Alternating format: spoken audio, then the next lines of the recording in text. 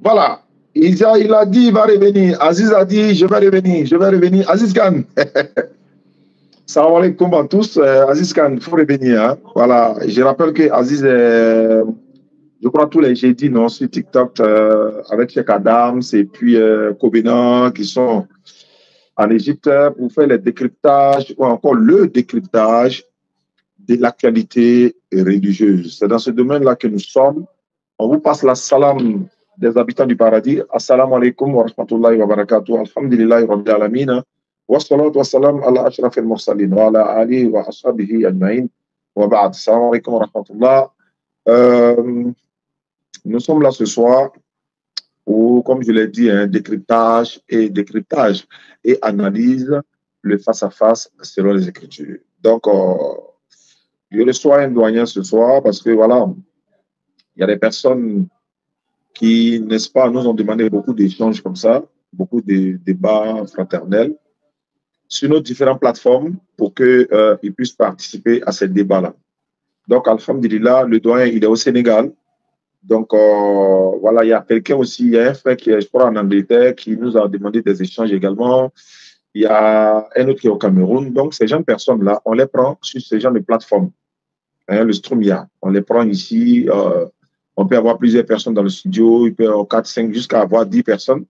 On peut se retrouver là et échanger avec des personnes, par exemple, qui ne sont pas en Côte d'Ivoire.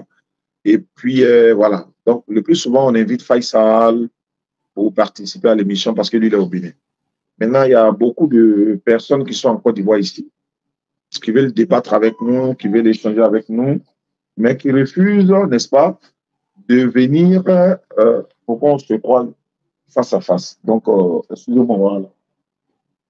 Qui refusent pour qu'on se croise pour faire le débat. Et donc, ça n'engage que eux. Nous, nous sommes là. À partir du moment où nous sommes tous en Côte d'Ivoire ici, on va se rencontrer face à face et puis on fait le débat. Maintenant, ceux qui ne sont pas courageux d'accepter ça, je pense qu'ils peuvent aller jouer ailleurs.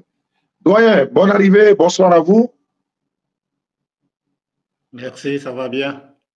Ça va. Par la grâce d'Allah, ça va très bien. Je rappelle que vous êtes au Sénégal. Vous êtes chrétien, c'est ça? Oui. Vous m'avez contacté récemment dans mon inbox, oui, après avoir vu beaucoup de nos vidéos. Vous avez souhaité comme ça échanger avec moi. J'ai dit, il n'y a pas de souci. Et puis, je rappelle que le doyen, c'est vrai qu'on a donné le rendez-vous aujourd'hui, mais je vous rappelle qu'il ne se sent pas très bien. Il n'est pas en bonne forme. Je lui avais conseillé ou encore je lui avais dit comme ça que non, ce n'était pas obligé qu'on fasse le débat aujourd'hui à cause de sa santé. Non, mais il a tenu quand même à être là parce qu'il s'est dit que, bon, voilà, il faut qu'il soit là. Je lui avais proposé comme ça de reporter ça peut-être au week-end prochain. Il a dit non, non, non, on va rester là, on va faire le débat, même si c'est 30 minutes ou 45 minutes, on va le faire. Donc, je vais vous donner la parole. Vous allez nous dire pourquoi vous êtes là. Vous allez nous dire sur quel thème vous voulez qu'on échange, thème que vous-même vous avez choisi.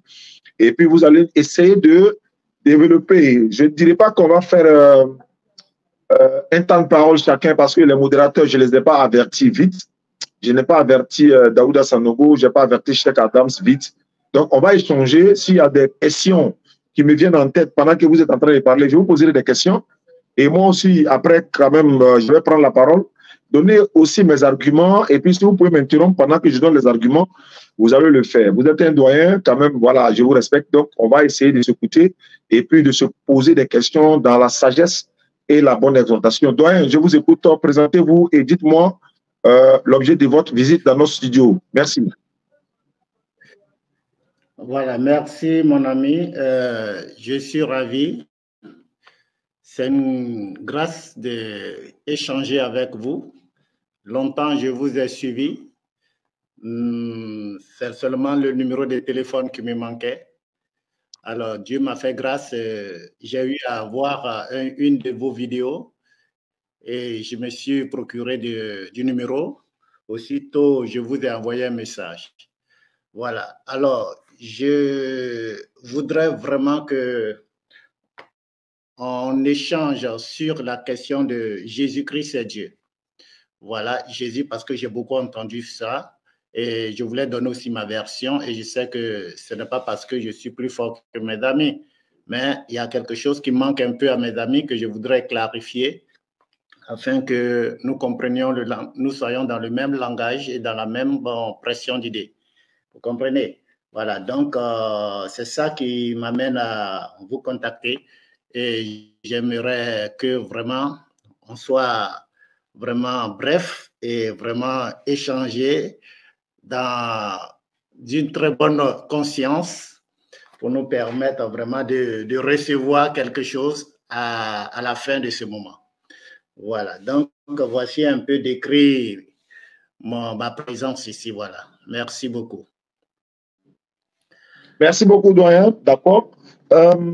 Moi, tous les débats, nous sont, voilà, nous sommes, je veux dire, nous, on préfère tous les débats, tout débat que vous voulez, n'est-ce pas?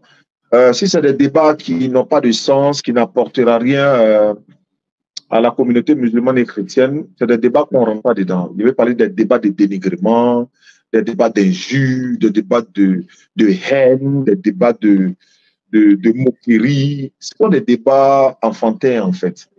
Voilà, c'est-à-dire que l'autre vient, il dénigre la religion de l'autre avec la divinité de l'autre. L'autre aussi vient, il dénigre la religion de l'autre et la divinité de l'autre. Ça va apporter quoi à la communauté musulmane et non musulmane? Rien.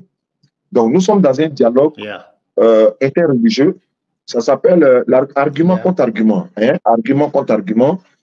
Et je pense que nous, il y a longtemps que nous sommes dans ce domaine-là, Inch'Allah. Donc, c'était par rapport pour passer ce message-là. Maintenant, en ce qui concerne cette histoire des divinités de Jésus, ce sont des thèmes qui nous sont très souvent, nous, on aborde souvent, mais en même temps, c'est les thèmes les plus faciles, en fait. Les thèmes les plus faciles, ou encore le thème le plus facile pour un musulman, pour démonter la divinité, soi-disant, de Jésus-Christ, avec quelques phrases seulement. Et puis, les débats se font en fonction du niveau de mon interlocuteur. C'est-à-dire, si l'interlocuteur qui est en face de moi a un niveau élevé dans le débat, nous, on élève le niveau du débat, on lui donne des arguments plus solides. Mais quand il a un niveau comme le palmier dattier, on descend aussi à son niveau. Voilà, donc, même, je pense que c'est important aussi de parler de ce thème-là. Pourquoi? Parce que dans la Bible, Jésus parle du premier commandement. Quel est le premier des commandements? Dans Marc 12, 29, Jésus dit, écoute Israël, le Seigneur, notre Dieu, est l'unique Seigneur. Voici le premier commandement. Mais dans Marc, par exemple, ou bien dans Luc, il dira, il n'y a pas plus grand commandement que ces deux-là. C'est-à-dire connaître la divinité unique et puis obéir au Père et Mère. Et ensuite, il a ajouté quelques détails. Et il dit, il n'y a pas plus grand commandement que ces deux-là. Donc, le premier commandement, d'abord, c'est la connaissance de la divinité, en fait. Maintenant, la plupart des personnes qui viennent échanger avec nous, on accepte souvent les thèmes parce que c'est le premier commandement, ça c'est un des deux, et c'est le pilier fondamental même de la foi et des musulmans et des chrétiens, peut-être même des juifs. Les juifs et les musulmans adorent le même Dieu, la même divinité, mais qui est différent de celle des chrétiens, parce que les chrétiens sont dans un concept de Trinité, Père, Fils, Saint-Esprit, donc c'est un peu compliqué. Maintenant, et ce thème-là, quand on les aborde, ce n'est pas forcément à cause du doyen, par exemple, qui est en face de moi. Non, mais c'est pour ceux qui nous écoutent et qui nous écouteront à l'avenir, en fait. Parce que nous, on peut quitter ce monde, d'autres viendront, ils écouteront le live et tout ça. Et puis, ils sont dans leur maison, ils tirent des conclusions. Beaucoup de personnes nous ont appelés après le débat qu'on a eu avec le palmier dattier. Ils ont dit, mais attends, moi j'ai écouté le débat, mais voilà, j'ai décidé de me convertir en islam. Ils se sont convertis en islam. En dehors de lui, son débat, d'autres ont regardé d'autres débats, ils nous ont appelés pour dire, on veut se convertir en islam. Donc notre objectif, c'est de ramener, n'est-ce pas, ou encore amener le maximum de personnes à la voix du véritable Dieu que Jésus adorait. Parlant de Jésus-Christ, la paix de Dieu soit sur lui. Je ne sais pas sur base de quoi, doyen. Qu'est-ce qui vous amène à... Peut-être que vous avez près de 55 ans, ou 60 ans, ou 70 ans. À cet âge-là, qu'est-ce qui peut vous amener à croire, avec toutes les facultés mentales, intellectuelles, la raison, la logique, le discernement, à 80 ans, à 70 ans, qu'est-ce qui peut amener quelqu'un de cet âge-là à croire que quelqu'un qui mangeait comme lui, quelqu'un qui dort comme lui, quelqu'un qui a été accouché par une femme comme lui, quelqu'un qui a dit lui-même de sa propre bouche que lui, il est un être humain dans la Bible comme lui, quelqu'un qui a tous les facultés, c'est-à-dire que tous ces composants que vous avez, il a ça également, c'est-à-dire votre semblable. Comment pouvez-vous prendre un homme pour une divinité? C'est en cela que, vous savez, la divinité dans la Bible, dans le Coran, c'est pas compliqué en fait. Je vais vous prendre un verset dans le livre de Romains. Quand on dit Jésus est Dieu, il n'est pas Dieu, tous ces trucs-là, c'est pas le Coran. C'est pas le Coran. On ne peut pas aller dans le Coran pour montrer que Jésus-Christ est une divinité. C'est dans la Bible seulement. Et même dans la Bible, vous ne pouvez pas. Mais je vais vous donner un passage et puis après, mon allocution, je vais vous donner la parole. Doyen. Romains chapitre 1, le verset 25. Romains 1, 25. Eux qui ont changé la vérité de Dieu en mensonge et qui ont adoré et servi la créature au lieu du Créateur qui est béni éternellement. Amen. Eux qui ont changé la vérité de Dieu en mensonge. Dieu dit, lui, n'est point un homme, ni fils d'un homme pour mentir, fils d'un homme pour mentir, fils d'un homme pour se repentir. Dans Nombre 23, verset 19. L'Éternel Dieu dit dans Osée chapitre 11, le verset 9, je suis Dieu, je ne suis point un homme. Mais eux qui ont changé la vérité de Dieu en mensonge, c'est-à-dire cette vérité-là, ils l'ont changé en mensonge. C'est-à-dire que non, il est un homme, il est devenu un homme, il a pris une forme humaine, il est 100% Dieu, 100% homme. Ils ont changé la vérité de Dieu en mensonge. Et ils ont adoré et servi la créature. Jésus-Christ est une créature de l'éternel Dieu. Allah. Muhammad sallallahu alayhi wa sallam est une créature de l'éternel. Moïse est une créature, Abraham, tous les prophètes. Donc, ils ont pris et servi la créature au lieu du créateur. C'est le créateur que nous devons adorer. La preuve en est que Jésus lui-même, doyen, vous et moi, on a atteint l'âge, voilà, une cinquantaine ou quarantaine, soixantaine, 70 ans, 80 pour certains.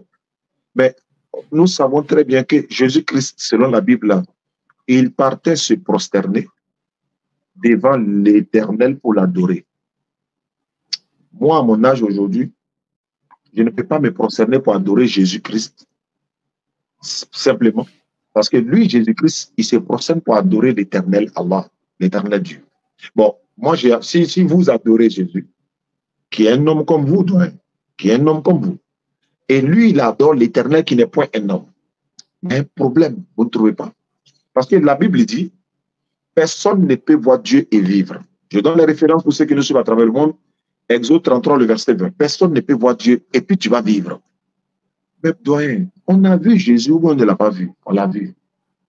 Jésus, sur la croix, selon la Bible, il s'adresse à l'éternel Dieu. En fait, tout ce que je donne là, je ne le donne pas pour vous. Je donne pour ceux qui nous suivent, en fait. Voilà. Il s'adresse à Dieu. Jésus, sur la croix, il s'adresse à Dieu selon la Bible. Il dit, Ella lama sabachthani. Ce qui veut dire, la Bible traduit pour nous, mon Dieu,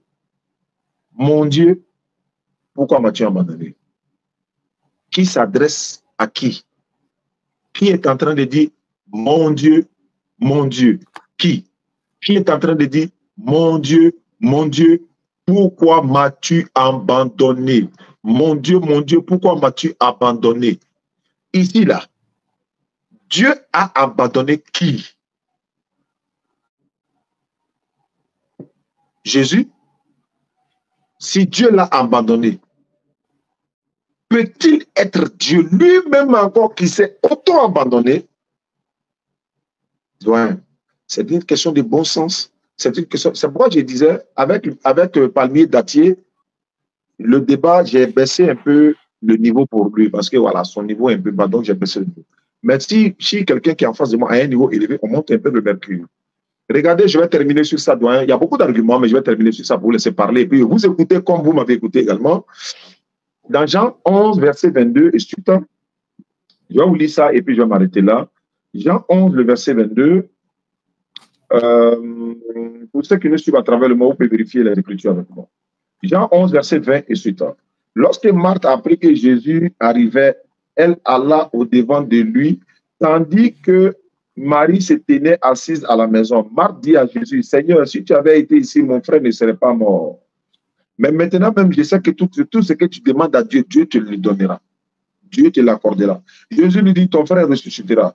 J'essaie, lui répondit Marthe, il ressuscitera à la résurrection au dernier jour. Jésus lui dit, je suis la résurrection, la vie. Celui qui croit en moi ne vivra quand même qu'il serait mort. Beaucoup de personnes ont pris ce verset pour dire Jésus dit je suis la résurrection, ça veut dire qu'il est Dieu. Non, selon la Bible, Acte 5:30, quand Jésus est mort selon la Bible, hein, qui l'a ressuscité, c'est Dieu qui l'a ressuscité. Donc quand il dit je suis la résurrection, il ne peut rien faire sans la volonté de l'éternel Dieu, parce que la suite du verset dit Jésus a demandé à Dieu de lui donner le pouvoir de ressusciter Lazare. Donc cela étant. Et elle a appris qu'elle a, voilà, je suis la résurrection, même quand je serai mort. Ok. Et quiconque vit, croit en moi, ne mourra jamais. Crois-tu à cela? Elle lui dit, Seigneur, je crois que tu es le Christ, le Fils de Dieu, qui devait venir dans le monde. Marthe a arrêté devant Jésus. Elle sait qu'il n'est pas Dieu. Elle dit, je sais que tu es le Christ. Alors Christ n'est pas dit Dieu. Jésus n'a pas dit, non, je ne suis pas Dieu. Je ne suis pas Christ, je suis Dieu. On continue. La partie qui m'intéresse.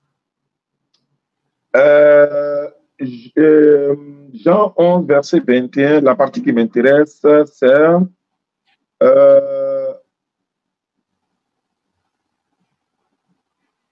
voilà, il dit que Marie a entendu car Jésus n'était pas encore entré dans le village, etc., etc. Jean chapitre 11, voilà. Jésus frémissait au verset 38, Jean 11, 38 et suite. Jean 11, verset 33. Jésus la voya pleurer et les Juifs qui étaient venus avec elle frémissaient en son esprit et furent tous émus.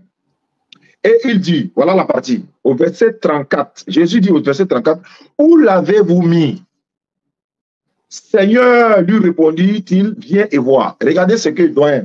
Jésus demande à Marthe, sœur de Lazare, où est-ce que vous avez enterré Lazare? Doyen, qui nous fait mourir? C'est l'éternel Dieu. Qui nous ôte la vie? Selon l'islam, le Coran détaille, c'est les anges qui nous ôtent la vie sur ordre de l'éternel. Maintenant, l'éternel, si c'est Jésus, par exemple, selon vous, si c'est Jésus qui est Dieu, Dieu vient, il demande à Marthe, vous avez enterré Lazare où? Marthe dit, viens, on va aller te montrer. Viens et voir. Ça veut dire, viens, on va aller te montrer où on l'a enterré. Dieu peut-il demander, où est-ce que vous avez enterré l'une de ces créatures que lui-même l'a ôté la vie? À vous la parole, toi.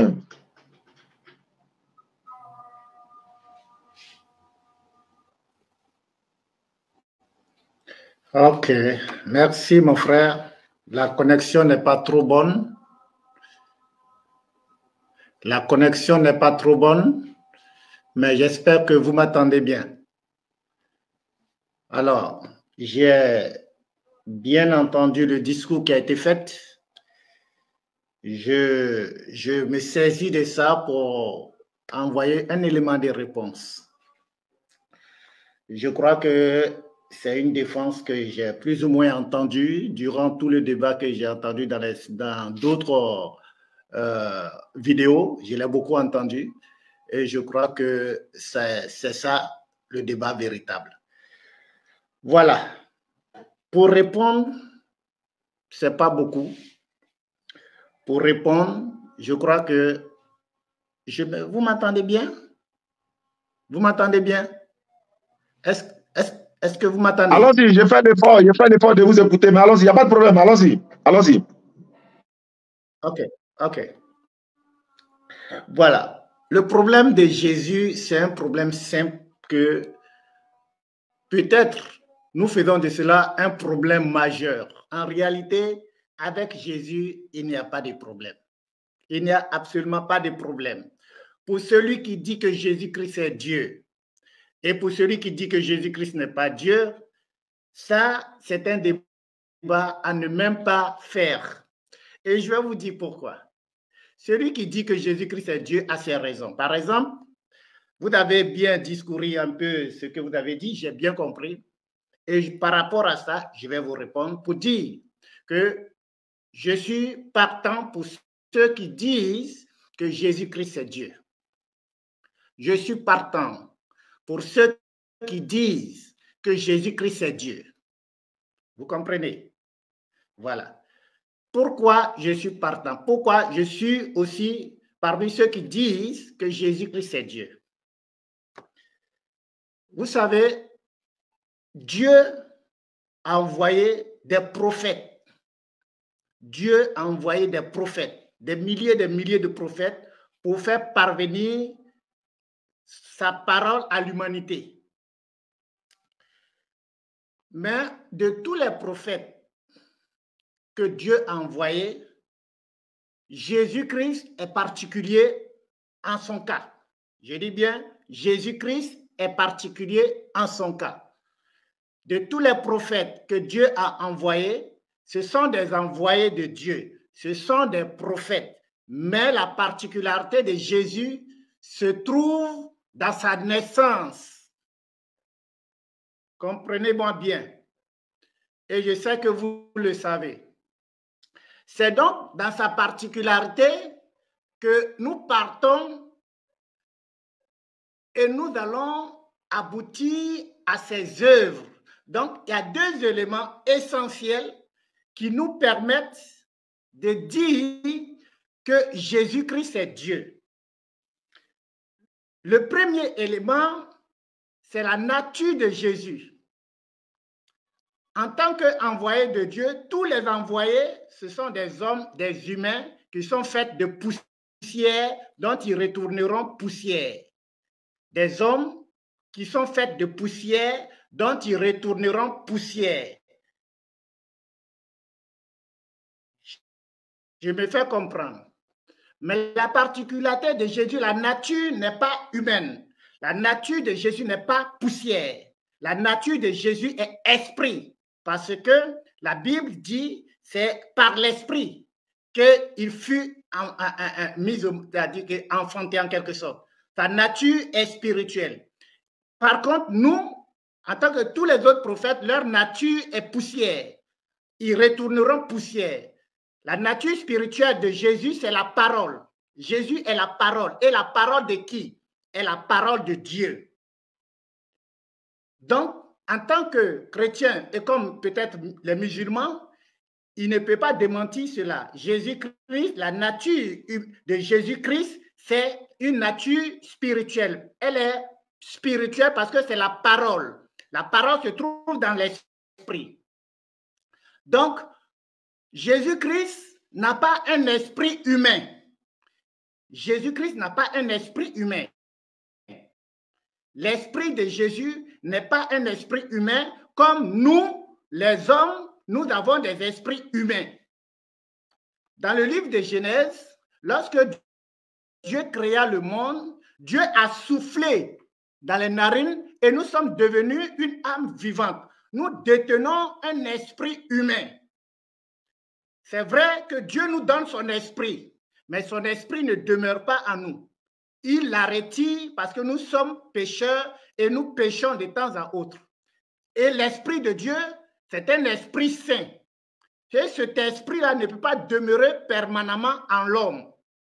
C'est pour cela, à côté de l'esprit de l'homme, Dieu peut venir, mais Dieu peut ne pas demeurer. Donc, comprenez-moi bien. De tous les envoyés de Dieu, il y a deux types d'envoyés. Il y a les envoyés qui sont humains et la particularité de Jésus. Et c'est pour cela que le chrétien dit que Jésus est 100% esprit et Dieu. Et c'est cet esprit-là, puisqu'il porte l'esprit de Dieu, il porte la parole de Dieu. C'est pour cela, cette partie, nous l'appelons Dieu. Et c'est détenu par Jésus parce que ça y est en lui. C'est pour cela, quelque part dans le livre de Jean, chapitre 17, la Bible dit « Moi en toi et toi en moi », afin qu'ils croient que nous sommes un. Donc, l'unicité de Dieu avec le Père se trouve dans l'Esprit. Donc, étant sur la terre, Dieu se trouve en Jésus par son Esprit, par sa parole. C'est pour cela, tout ce que Jésus disait n'était pas de lui-même, c'était la parole de Dieu. Vous comprenez? C'est pour cela que nous disons que cette partie-là n'est pas négligée. Elle est 100% Dieu. Maintenant, Jésus-Christ, il est fait de corps, puisque l'esprit habite dans un corps. Et ce corps-là est poussière. Ce corps, d'un moment à un autre, va retourner à la poussière. Mais le jour de la résurrection, tout corps sera redynamisé en corps d'ange. Et ce même corps de Jésus sera redynamisé en corps d'ange, c'est-à-dire en corps céleste, pour pouvoir adhérer au royaume céleste. Donc, vous voyez que ce corps-là est 100% humain et l'esprit qui est en Jésus est 100% Dieu. Voici un peu comment je voulais décrire la nature et la fonction de Jésus. Nous passons de la nature à la fonction. La Bible dit que Jésus est venu pour faire l'œuvre de Dieu. Et cette œuvre-là, nous savons que cette œuvre que Jésus-Christ a manifestée ne peut pas être d'un homme. En tant qu'être humain, ne peut pas être un homme. Pourquoi? Parce que quand nous comparons cette œuvre que Jésus-Christ a faite et cette œuvre que Moïse a faite, sachant que Moïse était accompagné de Dieu et que c'est Dieu qui lui a parlé et que c'est par Dieu qu'il faisait cela, à comparer cela avec l'œuvre que Jésus-Christ a faite, on voit que si Dieu n'est pas avec Jésus, il ne peut pas réaliser cela. Donc, la partie qui a permis à Jésus de faire cela, c'est la partie divine qui se trouve en Jésus, la partie de la parole, c'est la partie de Dieu. Donc, c'est pour cela que l'œuvre qu'il a manifestée est au-dessus de toute œuvre que les hommes ont pu faire, que les envoyés de Dieu. Donc, vous comprenez, les deux éléments nous permettent ici de dire que Jésus-Christ est Dieu. J'ai entendu que vous posiez des questions comme quoi que est-ce que Jésus était le fils de Marie? On dit oui.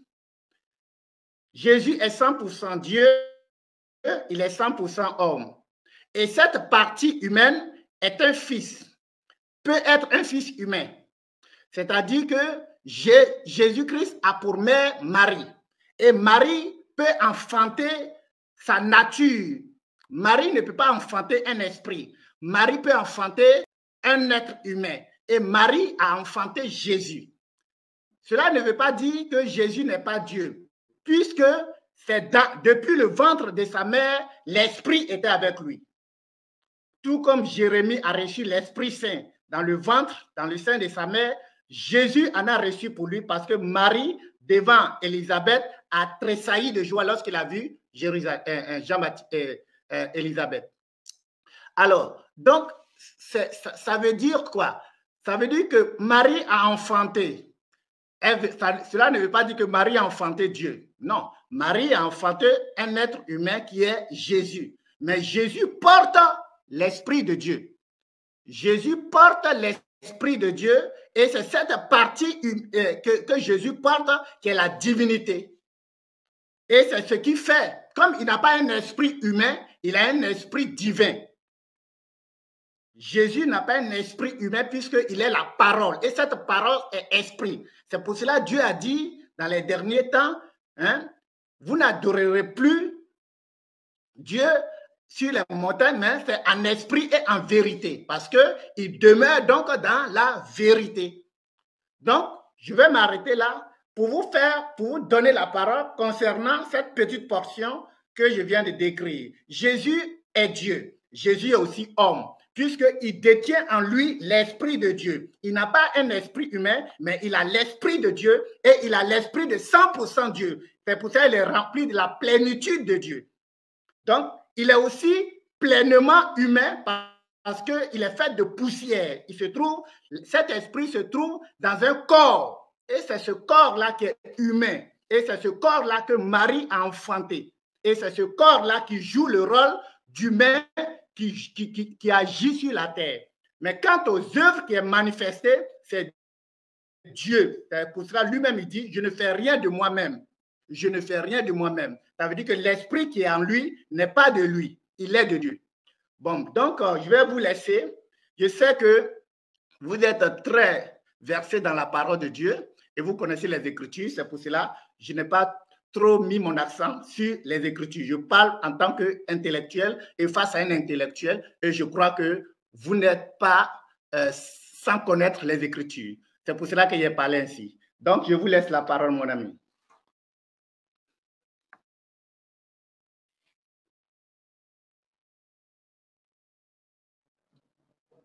D'accord, merci beaucoup, doyen. Merci voilà, pour ce brillant développement. Là. Je reviens sur ma parole. On atteint un certain niveau d'âge et on dit toujours Jésus est Dieu, Jésus est Dieu, Jésus est Dieu. Moi, ça me fait peur. Ça me fait peur parce que nos enfants doivent grandir avec une certaine conception. Mais si les grands-pères, l'arrière-grand-père est en train de dire ici, Jésus est prophète, mais particulier à cause de sa naissance. Alors, Jésus est un prophète particulier à cause de sa naissance. Bon, s'il est déjà un prophète et qu'il n'est pas un prophète comme les autres là, ce n'est pas un problème. À partir du moment où il est prophète là, c'est fini. Doyen, à partir du moment où il est prophète là, c'est la partie là. Nous, on sait qu'il n'est pas prophète particulier. Ça, c'est clair. Pourquoi ce papa? Simplement, il est né miraculeusement. Il est né sans papa avec une maman. Ce qui n'est pas le cas de, par exemple, Adam, la paix de Dieu soit sur Adam. Adam n'a ni père ni mère. Dans la naissance là, Adam est plus grand, 10 000 fois plus grand que Jésus. Adam n'a jamais été pris pour Dieu. Adam n'a pas papa. Adam n'a pas maman. Adam n'a pas été accouché. Adam n'a pas tété les mamelles. Tout ça, c'est biblique. Dans Luc 11, 29, je crois, une femme voyait Jésus en train de prêcher. Je vais voir. Elle est en train de voir Jésus en train de prêcher. Elle lui dit, heureux les seins qui t'ont porté. Heureuses les mamelles qui t'ont allaité. Jésus a pris la parole, il a dit, heureux plutôt ceux qui écoutent la parole de Dieu et la mettent en pratique. Tu vois, elle sait, Jésus a été allaité, tout le monde sait ça. Mais quand vous dites Jésus est prophète, mais un prophète particulier, amen, mais il est prophète quand même. Alors que Dieu, lui, n'est pas prophète. Un prophète, ça veut dire quoi? Prophète veut dire quoi? Porte-parole. Porte-parole de Dieu. Hein? Le porte-parole. Quelqu'un qui représente l'Éternel, qui parle de la part de l'Éternel, c'est un prophète. Un messager, c'est lui qui transmet le message révélé à lui de la part de l'Éternel Dieu. C'est pourquoi chez nous en islam, d'autres sont prophètes, d'autres sont messagers, d'autres sont prophètes et messagers. Il y en a qui sont prophètes simplement, d'autres sont messagers simplement. Donc, je vais avancer. Si le prophète à cause de sa naissance particulière, mais on est d'accord, mais quand même il est né. Donc il ne peut plus être Dieu, alors que Dieu, lui, n'est pas né de quelqu'un. Personne n'a mis Dieu au monde. Ok. Deuxièmement, Jésus n'a pas, ou bien Jésus n'a pas un esprit humain. Vous dites que Jésus n'a pas un esprit humain. Mais sur base de quoi, doyen? Je vais vous lire la Bible. Luc 24, Luc 24, 37. 36, Luc 24, 36 à 37. On verra ce que ça va donner. Vous allez voir que ce que vous avez dit, c'est contraire à ce qu'on va lire ici, Inch'Allah. Tandis qu'il parlait de la sorte, Jésus lui-même se présenta au milieu d'eux. Il leur dit ceci, la paix soit avec vous. En arabe, assalamu alaikum. En hébreu, shalom larim. Ok. Il dit, la paix soit avec vous. La salutation islamique, assalamu alaikum. Saisi de frayeur et d'épouvante, c'est-à-dire les disciples, croyaient voir un esprit. Quel esprit? Ils pensaient que c'est un esprit fantôme, un esprit démoniaque, un esprit, je ne sais pas. Ils pensaient voir un esprit. Voilà, ils ont eu peur, ils ont été effrayés, donc ils pensaient voir un esprit. Mais Jésus leur dit, pourquoi êtes-vous troublés? Pourquoi pareille pensée s'élève-t-elle dans vos cœurs?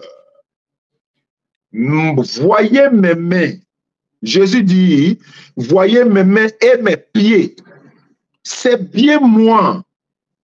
Touchez-moi et voyez. Un esprit n'a ni chair ni os, comme vous voyez que j'ai. Vous dites qu'il n'a pas un esprit humain, mais c'est un esprit humain. Voilà ça ici. Il dit, un esprit là, n'a ni chair, ni os, comme vous voyez que j'ai. Si vous ne croyez pas, toucher, puis palpez-moi quoi, touchez pour voir. Mais est-ce que Dieu, lui, il a la chair? Non. Est-ce que Dieu a l'os? Non. Est-ce que Dieu a le sang? Non. Mais Jésus dit, regardez-moi, je ne suis pas un esprit. Mais dans Jean 4, 24, Jésus dit, Dieu est esprit. Ou la Bible dit, Dieu est esprit. Et ceux qui l'adorent doivent l'adorer en esprit et en vérité. Donc Jésus dit, touchez-moi, c'est bien moi. Un esprit n'a ni chair ni os, comme vous voyez que j'ai. Et en disant cela, il leur montra ses mains et ses pieds, pour qui n'ont qu'à croire. Comme dans leur joie, ils ne croyaient point encore, et qu'ils étaient dans l'étonnement, il a dit, avons-vous ici quelque chose à manger? L'éternel Dieu, l'esprit ne mange pas. Dieu ne mange pas. Parce que si Dieu mange, c'est catastrophique. Il est obligé de dégager ça pour que la nouvelle nourriture puisse entrer dans son ventre. Pouvez-vous concevoir, doyen, aujourd'hui à 70 ans, que Dieu mange? C'est pourquoi Allah dit dans le Coran, surat 4, dans surat 5, verset 75. Le Messie Jésus, fils de Marie, n'était qu'un messager. Des messagers sont passés avant lui. Sa mère Marie était une véridique. Et tous deux consommaient de la nourriture. Allah, il dit ceci, il s'adresse au doyen à travers ma bouche ici. Voir comme nous les proposons, hein, nos preuves. Et regarde comment on les présente, les preuves, mais voir comme ils se détournent. Quelle preuve Allah avait tiré dans Surat 5, 75 ici? Jésus et sa maman mangeaient de la nourriture. Ici, Jésus dit, avez-vous ici quelque chose à manger? Avez-vous ici quelque chose à manger? Il lui présentait du poisson rôti et du miel. Et il en a pris et il mangeait devant eux. Allah dit dans le Coran, surat 5, 75, Jésus et sa maman consommaient de la nourriture. Allah avait dit quoi? Quand Allah a dit, regarde comment on les présente les preuves, mais quelle est la preuve qui est dans Jésus et sa maman manger? Mais quand ils vont manger, là, ils vont aller aux toilettes. Allah n'a pas besoin d'expliquer ça. Allah veut nous dire, lui, Allah ne mange pas. Dieu, l'éternel, ne mange pas. S'il mange, il va aller aux toilettes. Si Jésus a mangé avec sa maman, il va aller aux toilettes. C'est la nature humaine. C'est la nature humaine. C'est la nature de l'homme. C'est pas quelque chose d'extraordinaire. Si on mange, on va aller aux toilettes. Donc, à 70 ans aujourd'hui, comment pouvez-vous concevoir que votre divinité que vous adorez mangeait de la nourriture et il partait aux toilettes? Comme je l'ai dit en Guinée. Vous pouvez concevoir au Sénégal, vous êtes au Sénégal, bientôt, Inch'Allah, nous venons au Sénégal bientôt, on est en train de préparer tous ces trucs-là. Comment on va arriver au Sénégal? Et puis on vient attraper le doyen, on dit, bon, doyen, venez accompagner nous. Où on va? Non, on va dans les toilettes publiques là. Pourquoi faire? Non, Dieu est aux toilettes. Ah bon, oui, doyen, arrêtez-vous devant, nous on est derrière vous, on attend que Dieu finisse de faire ses besoins, il sort et puis nous on rentre. Doyen, à 70 ans aujourd'hui, pouvez-vous concevoir que Dieu va aux toilettes? Si vous dites que non, c'est sa nature humaine qui va aux toilettes. Mais en même temps, vous dites que, et parachute en même temps sur la prochaine question, vous avez dit ici, étant sur la terre, il était 100% Dieu, 100% homme. Bon, étant sur la terre, il était 100% Dieu et 100% homme. Très bien. Donc, étant sur la terre, étant dans les toilettes là, il est toujours combiné là-bas, hein. Les 200% sont là-bas. Les 200% sont là-bas. 100% Dieu, 100% homme, ça fait 200%. Les deux sont là-bas. Maintenant, qui est dans les toilettes? Les 200%. 100% Dieu, 100% homme dans les toilettes. Oui, mais quand même, Dieu est aux toilettes quand même. Parce que Dieu ne peut pas, selon votre corps exposé, la nature divine ne peut pas se détacher de la nature humaine. Les deux sont fusionnés. Ce qui veut dire, si l'un est mort, l'autre aussi est mort. Parce que la mort de l'un entraîne forcément la mort de l'autre. Ils sont fusionnés, selon vous. S'ils sont fusionnés, ils ne sont pas dissociables. La mort de l'un entraîne forcément la mort de l'autre. En d'autres termes, si Jésus est mort, 3 jours et 3 nuits, comme vous le croyez, est-ce que Dieu était-il mort? Ils sont fusionnés. N'oubliez pas que vous avez dit, il est 100% Dieu, 100% homme. Et vous avez même dit, étant sur la terre. Vous n'avez pas dit à un moment donné de Dieu, non, non, non. Étant sur la terre, il est 100% Dieu et 100% homme. Donc les 200% sont là. Mais s'il est mort, c'est étant 100% Dieu, 100% homme qui est mort.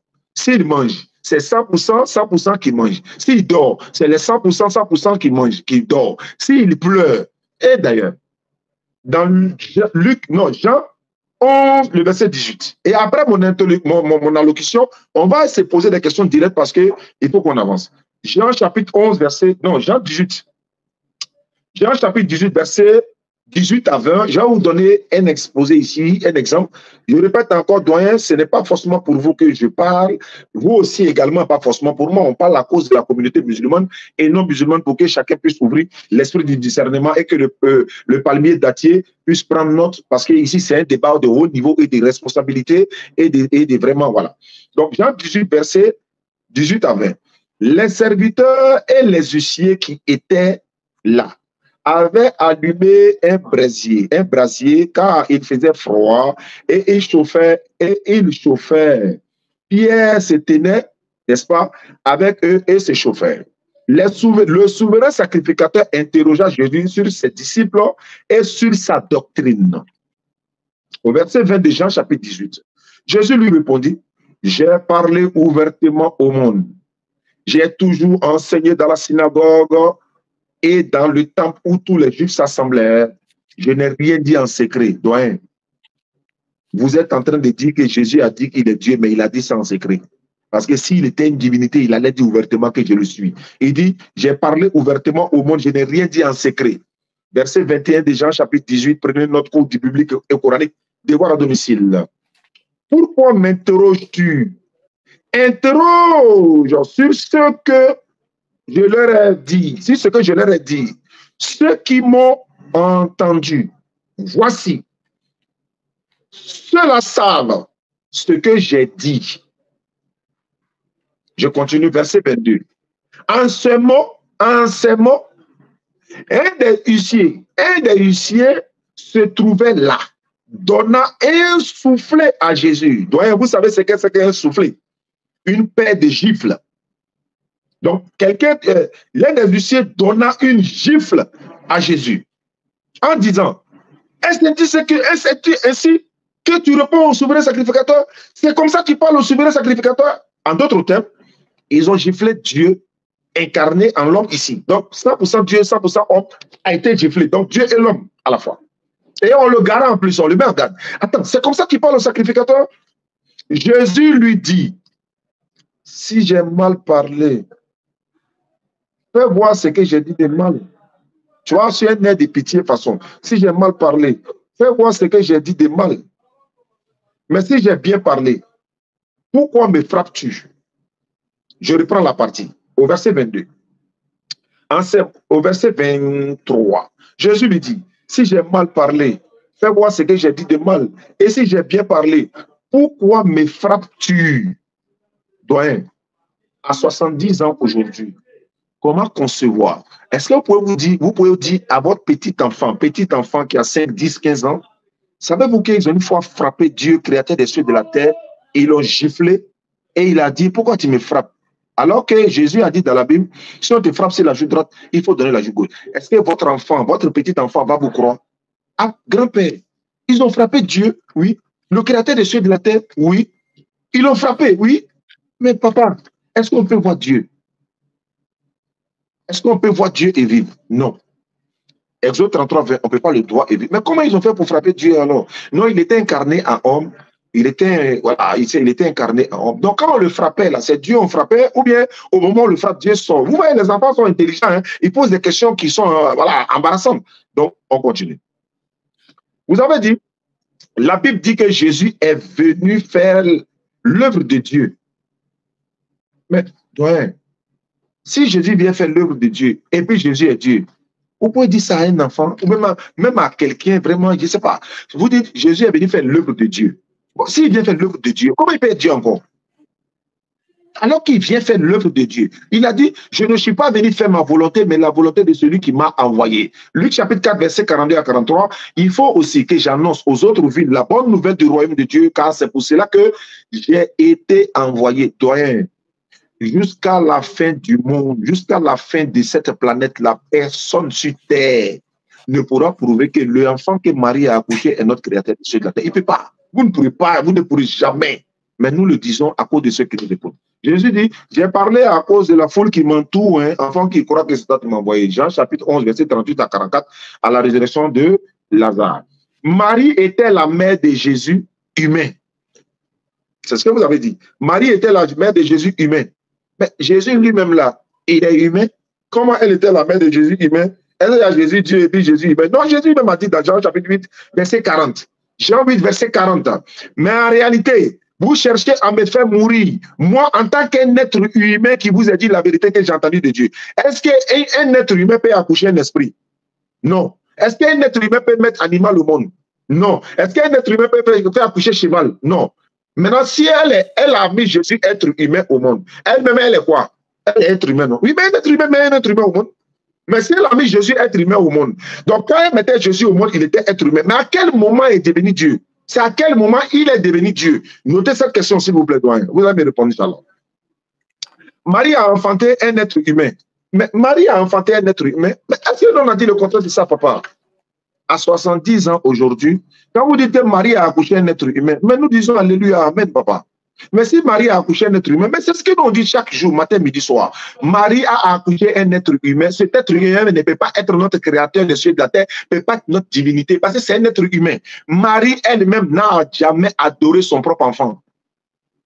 Marie, elle serait étonnée le jour du jugement de voir que vous avez 70 ans aujourd'hui, vous êtes en train d'adorer elle, son enfant, elle serait étonnée, et puis elle regarde, mais attends, elle va vous taper sur l'épaule comme ça. Ouais, oh, papa, elle est capable de vous dire, papa, c'est mon enfant, c'est moi qui l'ai accouché, oh, papa, c'est par la vertu du Saint-Esprit que je l'ai accouché. Je n'ai pas connu de garçon, j'étais vierge, chaste, hein, n'est-ce pas, dans mon pays, dans mon village là-bas. L'ange, elle m'a apparu sous forme humaine qui m'a dit, je vais concevoir un enfant et puis je dois lui donner le nom de Jésus. Et l'ange m'a dit que cet enfant-là vient du Saint-Esprit, c'est-à-dire par la vertu du Saint-Esprit. C'est ce que l'ange m'a dit. Et quel est le nom? Donc, si vous demandez, par exemple, par étonnement, hein, Marie, quel est le nom de cet ange-là? Marie vous dira, allez-y regarder Luc chapitre 1, verset 26 à 34 que je lis. Luc 1, 26 à 34. Au 6e mois, l'ange Gabriel... Au 6e mois, l'ange Gabriel fut envoyé par Dieu dans une ville de Galilée à Nazareth. Regardez, doyen. Pendant que Gabriel est envoyé par Dieu, là, Jésus n'est pas encore né. On est d'accord? Les internautes sont d'accord. Jésus n'est pas encore né. Jésus est Dieu, hein, mais n'est pas encore né, selon vous. L'ange Gabriel fut envoyé par Dieu dans une ville de Galilée appelée Nazareth, auprès d'une vierge fiancée à un homme de la maison de David nommé Joseph. Le nom de la vierge était Marie. Ces événements se déroulent. Jésus qui est Dieu n'est pas encore né. Voilà, nous nommons Marie. L'ange entra chez elle, elle dit, l'ange entra chez elle et dit, je te salue, toi, à qui une grâce a été faite. Le Seigneur est avec toi. Le Seigneur ici, ce n'est pas son enfant qui va accoucher là, c'est le créateur des cieux de la terre, que nous adorons et que Jésus adore. Le Seigneur est avec toi. Troublé par cette parole, Marie se demandait que pouvait signifier une telle salutation. L'ange lui dit, ne crains point Marie, car tu as trouvé grâce devant Dieu. Devant quel Dieu? Le Dieu qui m'a envoyé moi, Gabriel, pour venir te dire, tu vas annoncer, tu vas accoucher. L'enfant qui doit naître là n'est pas encore né. L'enfant qui doit à 70 ans, l'enfant que vous adorez n'est pas encore né, qui est Dieu pour vous, n'est pas encore né. Mais le véritable Dieu a envoyé Gabriel pour lui dire, l'ange lui dit, ne crains point Marie, car tu as trouvé grâce devant Dieu. Voici, tu deviendras, elle n'est pas encore enceinte, tu deviendras, au futur, tu deviendras enceinte et tu enfanteras un fils. Dieu n'est point un fils. Dieu n'est pas fils de quelqu'un, il n'est pas aussi enfant de quelqu'un. Et tu enfanteras un fils et tu lui donneras le nom de Jésus. Ah, Marie va dire, qui a dit ça? Non, c'est Dieu qui a dit, le créateur de ceux qui l'a dit. Ah, mon enfant a de le nommer Jésus. Oh, ok, il n'y a pas de problème. Il sera grand. Dieu est toujours grand.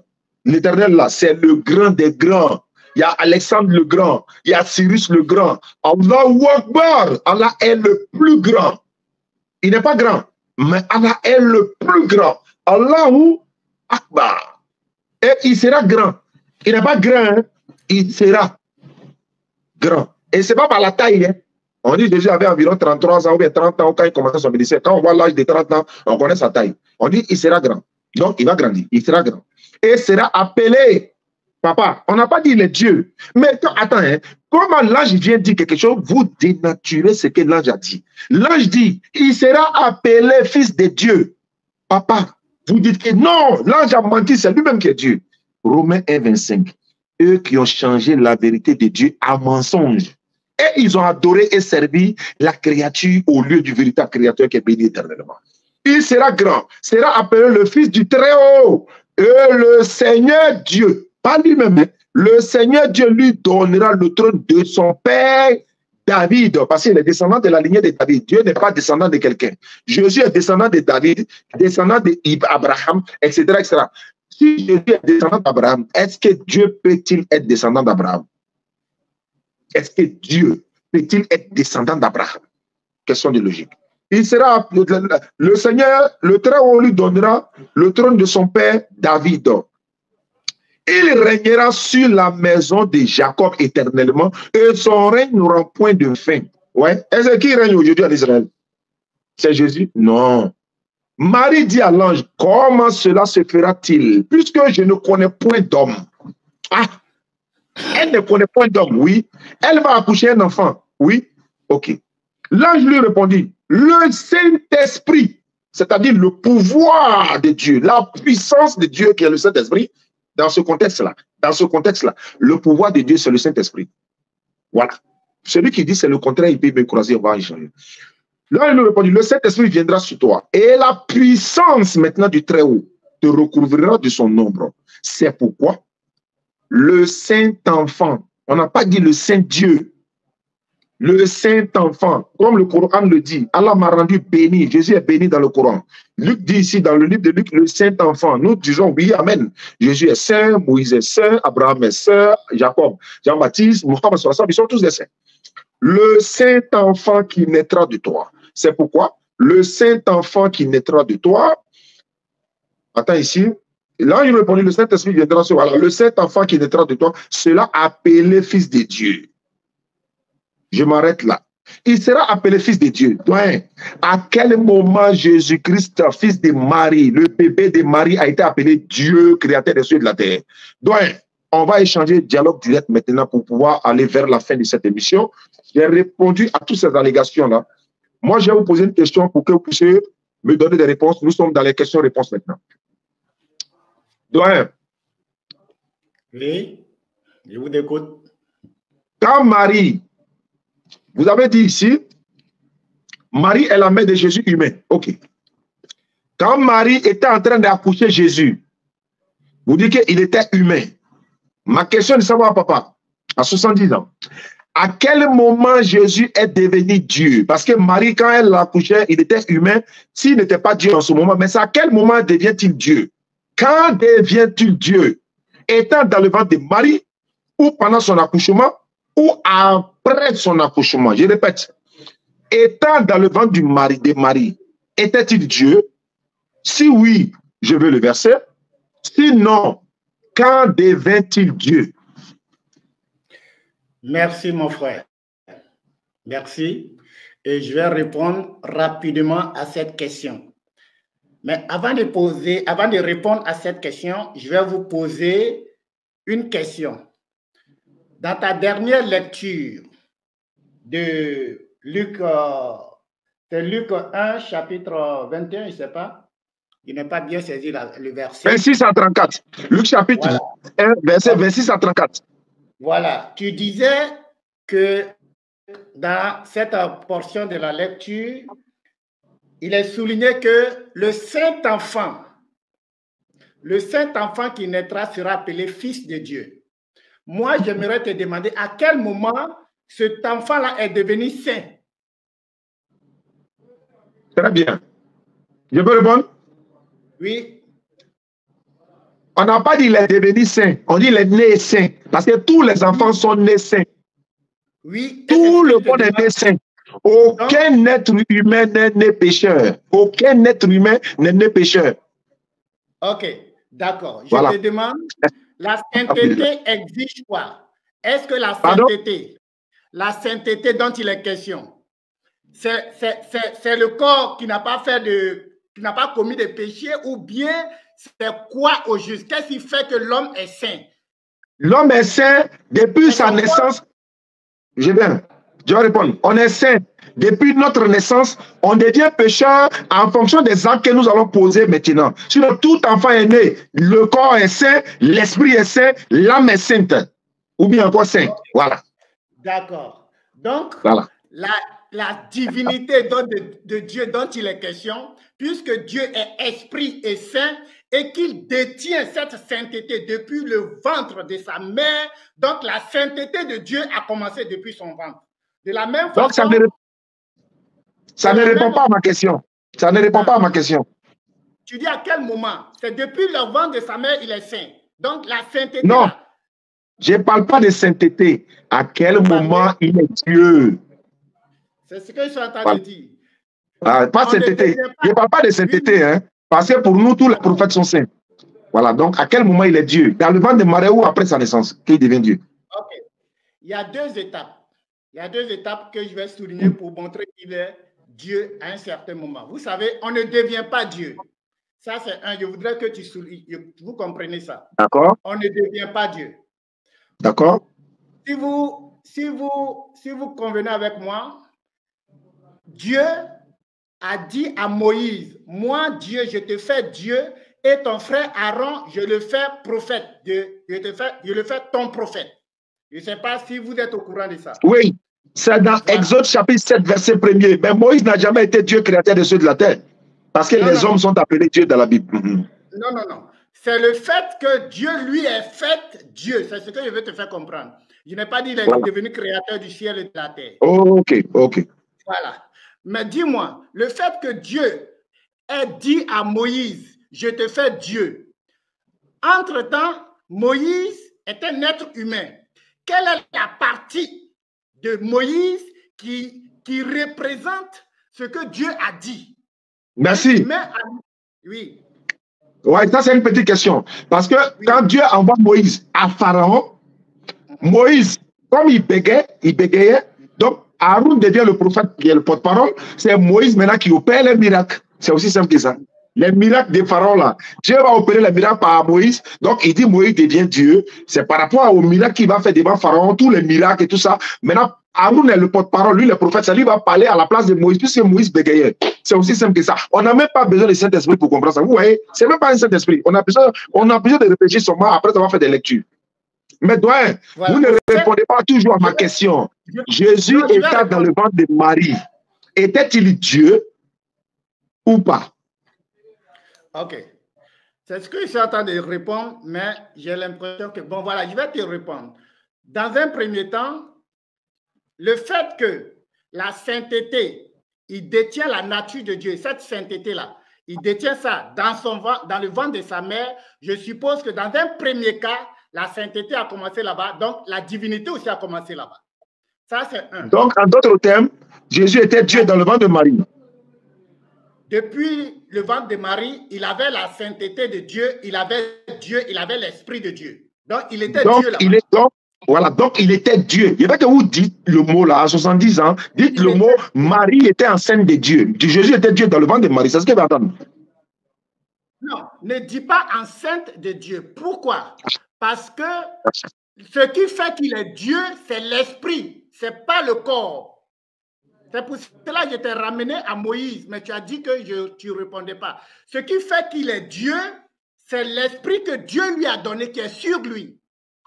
De la même façon, ce qui fait que Jérémie, écoutez-moi bien, ce qui fait que Jérémie était prophète dans le ventre, dans le sein de sa mère, c'est l'esprit qui était en lui.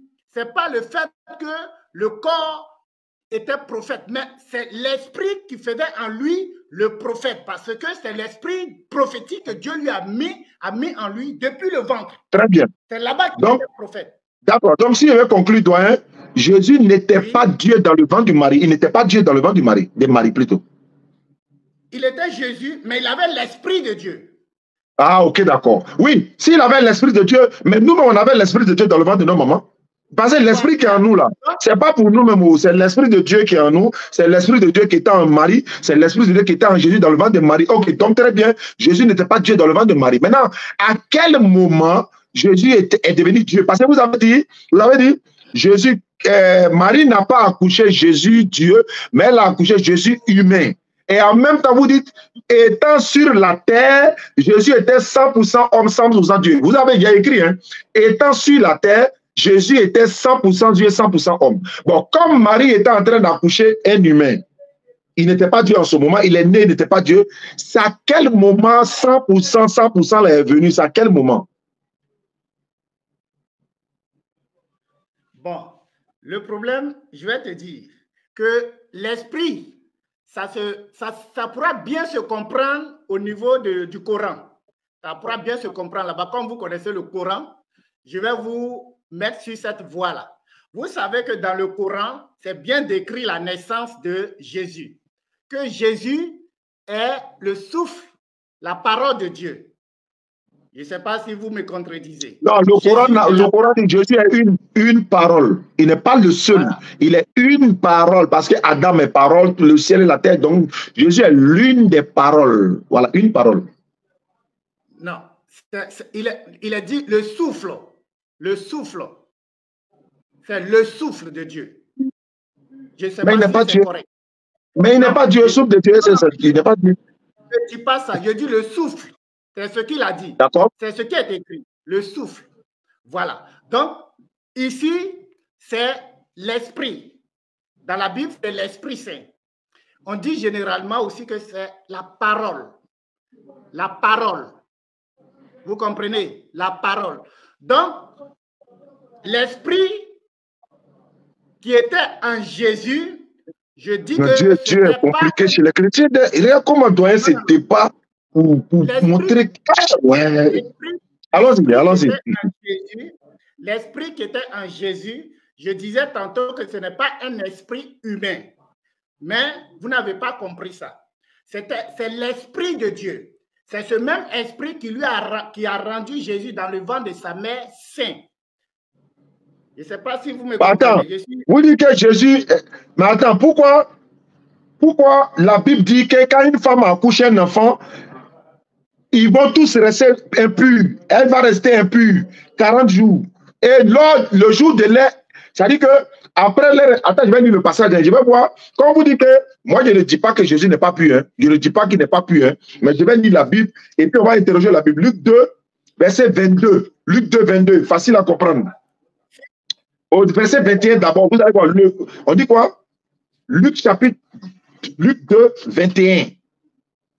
Le 8e jour, auquel l'enfant devait être circoncis, étant arrivé, on lui donna le nom de Jésus, nom qu'avait indiqué l'ange avant qu'il fût conçu dans le ventre de sa mère. Verset 22. Et quand le jour de la purification fut accompli, lui et puis sa maman, hein. Quand le jour de la purification fut accompli, selon la loi de Moïse, Joseph et Marie le portaient à Jérusalem pour le présenter au Seigneur. Le jour de la purification. Quelqu'un se purifie de quoi? La purification, ça veut dire quoi? Ils se sont purifiés de quoi? Mais s'il y a purification, ça veut dire qu'il y a péché, non? Non, il y a impureté. S'il y a purification, il y a impureté. Oui. S'il y a purification, ça veut dire qu'il y a impureté. Oui, hein? Bien sûr. Il y a impureté. Oui, mais c'est vous-même qui avez relaté, c'est vous-même qui avez relaté la sainteté de Jésus lorsqu'il est né, non? Je n'ai pas dit non, mais c'est dans la même Bible, non? Voilà. Oui, mais c'est dans même Luc. C'est dans même Luc. C'est dans même Bible. On dit, le saint enfant qui naîtra de toi. C'est pourquoi il dit, cet enfant est né saint. Moi, je vous ai dit, tout enfant est né saint. Mais quand vous dites que comme il est saint, c'est pourquoi il est Dieu là. Je vous dis non, hein, non de, parce qu'on parle de la purification ici. Attends, quand on parle de purification, ça veut dire quoi? On parle d'impureté, même dans Nombre 12. Même dans Nombre 12, on dit quand une femme accouche, elle restera impure pendant 40 jours. À se purifier. 40 jours à se purifier. Donc, quand on parle de purification ici, là, Luc 2, 22, là, le jour de l'heure, ça dit les deux, la purification fut arrivée. Purifier qui? Je vais savoir. On purifie qui ici?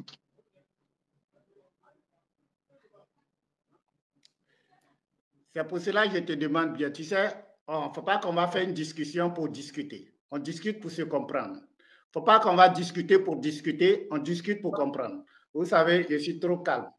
Je veux comprendre que vous avez parlé de purification. Je vous ai dit que lorsqu'on parle de purification, ça veut dire que ce qui précède, il y a une impureté. Est-ce que vous voulez me dire que Jésus-Christ est impur? C'est une question que j'ai posée. Est-ce que vous voulez me dire que Jésus-Christ est impur, le bébé qui est né là? Est-ce qu'il est impur? C'est la question que je pose. Vous me posez la question, je réponds rapidement. Oui. Selon votre Bible, oui. Selon votre Bible, oui. Je précise, hein. Ce n'est pas selon l'islam, ce n'est pas selon le Coran. Selon votre Bible, oui. Non, selon le Coran et tous les prophètes sont purs. Selon le Coran, tous les prophètes sont purs. Non. Le Jésus de du Coran et le Jésus de la Bible, ce n'est pas le même Jésus. Le Issa du Coran. En fait, on va sortir du cadre du débat, en fait. Mais je vais vous répondre quand même. Je vais vous répondre quand même. Le Jésus du Coran. Répondez-moi. Le Jésus du Coran. Ouais, je vais vous répondre. Le Jésus du Coran, c'est un prophète, c'est un envoyé de Dieu. Le Jésus de la Bible, c'est un prophète, c'est un envoyé de Dieu. Maintenant, quel est le Jésus qui est Dieu là? C'est quel Jésus qui est Dieu là? Voilà. Avant qu'on arrive à là, c'est la finition. Mais il faut qu'on comprenne sa pureté. Il faut qu'on comprenne la pureté de Jésus. Mais quand tu me dis qu'ils se sont purifiés, donc ça veut dire que Jésus-Christ est impur. C'est pas moi, j'ai dit, c'est la Bible, doyen, c'est pas moi. C'est la Bible qui a dit, c'est pas moi. La Bible n'a pas dit. Non. Je vais redire. Je vais redire. Mon ami, je vais redire. Relis. Je prends les internautes à témoin. Je prends tous les internautes à témoin. Luc chapitre 2, verset 21 à 22. Luc. Je prends les internautes à témoin. Il dit la Bible n'a jamais dit ça. Je relis le texte. Luc 2, 21. Le 8e jour auquel l'enfant devait être circoncis, c'est Jésus. Étant arrivé, en lui donnant le nom de Jésus. Luc 2, 21 à 22. Luc chapitre 2, le verset 21 et le verset 22. Ok, tu peux lire. Luc 2, 21. Le 8e jour auquel l'enfant devait être circoncis, étant arrivé, en lui donnant le nom de Jésus. Nom qu'avait indiqué l'ange avant qu'il fût conçu dans le sein de sa mère. Verset 22. Et quand le jour de leur purification fut accompli, selon la loi de Moïse, Joseph, le premier papa adoptif de Jésus, Joseph et Marie, la fiancée de Jésus, mère de Jésus, le portaient qui? L'enfant qui vient de circoncis, après la purification, le portaient à Jérusalem pour le présenter au Seigneur, mais après, on dit quand le jour de leur purification fut accompli, on n'a pas dit arrivé, c'est-à-dire ils ont fini de se purifier. Ça a été accompli. C'est-à-dire la purification a été accomplie d'abord. Il faut se purifier d'abord avant de s'aller présenter au Seigneur. Mais ils ont fini de se purifier ici. Qui se sont purifiés? Joseph n'a pas besoin de se purifier ici puisqu'il n'a pas accouché. Il n'a pas aussi couché avec Marie. C'est Marie qui a accouché, elle et puis l'enfant. Comme ils se sont purifiés, elle et l'enfant, avant maintenant d'aller se présenter au Seigneur. Moi, ma question est de savoir, ils se sont purifiés de quoi? On se purifie de quoi? Je vais te répondre. Vous savez, la purification dont il est écrit ici, c'est une loi en Israël. Chaque fois qu'un enfant est né, le 8e jour, ils doivent subir cette purification. C'est une loi. Très bien. Mais un enfant par rapport à une femme, et quand vous voyez, on dit les jours de leur purification, vous voyez leur purification, il n'y a pas S, ça veut dire que c'est laissé à la portée des uns et des autres. Mais entre les deux, là, on sait qui est impur. Entre les deux, là, la purification, là, c'est qui et qui?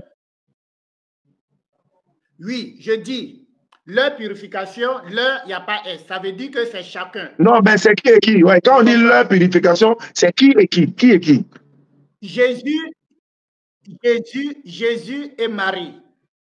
Très bien, c'est ce que j'ai dit. Et c'est ce que j'ai dit. Joseph n'est pas dedans. C'est Jésus et Marie. Ils se sont purifiés de quoi? Ils se sont purifiés de quoi? Écoutez-moi. On se purifie d'une impureté. Très bien. Maintenant, qu'est-ce qui s'est passé ici? Qu'est-ce qui s'est passé pour qu'ils se purifient? Elle a fait quoi pour que les deux se purifient? Elle a fait quoi? Ok. Le fait qu'elle se purifie, c'est dû au fait qu'elle a couché. Très bien. Parce que très bien. Je dis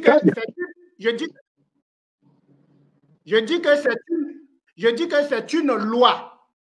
Et une loi, même si ce n'était pas Marie et Jésus, quand une femme et un homme mettent au monde un enfant, en Israël, la purification ne concerne que l'enfant et la mère. L'homme Très bien, je suis d'accord. Je suis d'accord. Je suis 100% d'accord. Okay. Maintenant, voilà, je suis d'accord. Maintenant, le problème... Ce sont les deux. Donc, je suis d'accord, sans problème. Ok, d'accord. Maintenant, on va aller étape par étape. Puisque donc ça concerne les avant deux, d'aller étape par étape, si vous permettez, je veux savoir, l'enfant qu'on a purifié là-haut, c'est lui qui est Dieu, quoi? Non, écoutez-moi bien. Écoutez, avant qu'on arrive à la purification, il a été préalablement dit que ce petit enfant qui sera né, c'est un enfant saint. Donc, en réalité, il subit la purification. Ce n'est pas parce qu'il est impur, mais c'est une loi en Israël. Non, mais la même chose. Les autres enfants qui sont nés aussi, qui ont subi la purification là, est-ce que ça veut dire qu'ils sont impurs aussi?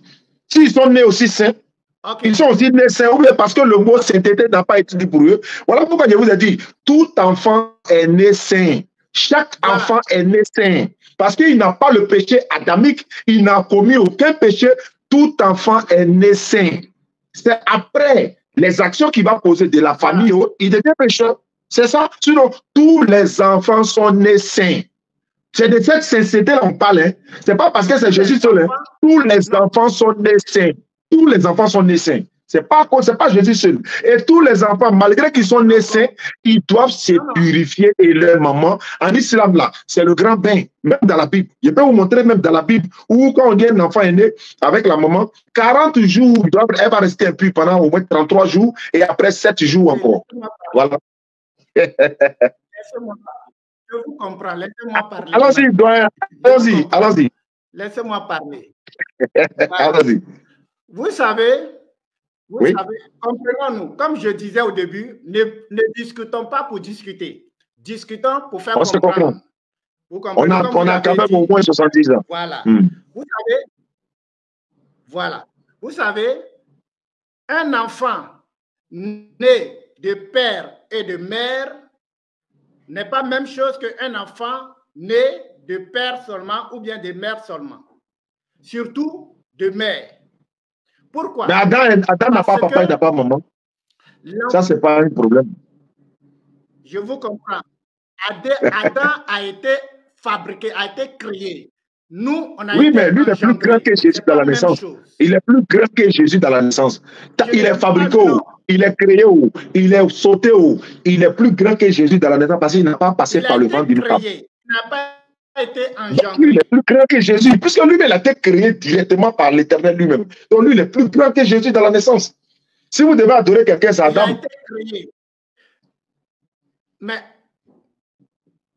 ne partons pas de gauche à droite. Restons sur le canal. Il faut qu'on avance parce qu'il nous reste 14 minutes pour faire terminer l'émission. Donc, allons-y. Donc, avançons. Alors, ce que je vais dire, laissez-moi parler, après je vous remets la parole. Il n'y a pas de problème. Allons-y. Alors, voilà. Jésus étant saint, c'est mentionné dans la Bible. Donc, cette purification, il n'obéit uniquement que la loi prescrite par les ancêtres. Donc, il obéit. Mais en réalité, il se fait purifier, non pas parce qu'il est pur, mais en réalité, du fait qu'il est enfant, il subit la loi. Il subit simplement la loi. Sinon, il ne se fait pas, c'est pas parce qu'il est impur. La personne qui est impure entre les deux, c'est sa mère. Donc, c'est sa mère qui se fait purifier. Voilà. Donc, concernant Jésus, il obéit simplement à la loi. Et en tant qu'enfant, il doit le faire. Et c'est sa mère qui l'amène à faire cela. Non, c'est les deux qui se sont purifiés, doyen. Il ne faut pas dire que c'est sa mère, c'est les deux. C'est les deux qui se sont purifiés. Ils se sont purifiés. Ils se sont purifiés. Comprenez? Ils se sont purifiés, mais ce n'est pas parce qu'il est impur qu'il s'est purifié. Il s'est purifié parce qu'il a obéi à la loi. Mais oui, Marie s'est purifiée parce qu'elle est pure. Parce qu'elle est impure à cause du sang. Non. Je vous dis non, pourquoi? Je vous dis non, pourquoi? Je vous dis non, pourquoi? En fait, Marie est impure par rapport à quoi? Vous allez me dire par rapport au péché d'Adam. Sinon, vous ne pouvez pas me montrer le péché de Marie dans la Bible. L'accouchement. Non, attendez. Quand vous dites l'accouchement, qui a rendu Marie impure? Qui l'a rendu impure? Qui? Écoutez-moi bien. Non, répondez, je vous écoute, mais quand on vous pose question à 70 ans, répondez, doyen. Quand vous dites que Marie est impure par rapport à l'accouchement, maintenant, qui a été accouché qui a rendu Marie impure? C'est-à-dire, qui a rendu Marie impure? C'est qui?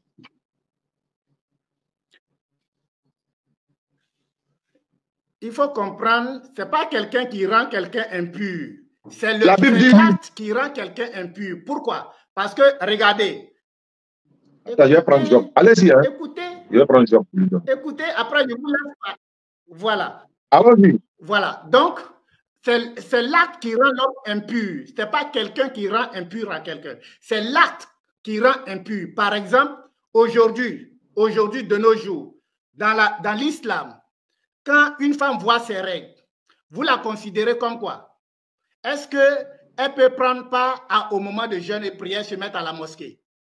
C'est une question que j'ai posée. Non, la femme, elle est disposée, elle ne vient pas prier. Même dans la Bible, c'est interdit. Même dans la Bible, c'est interdit.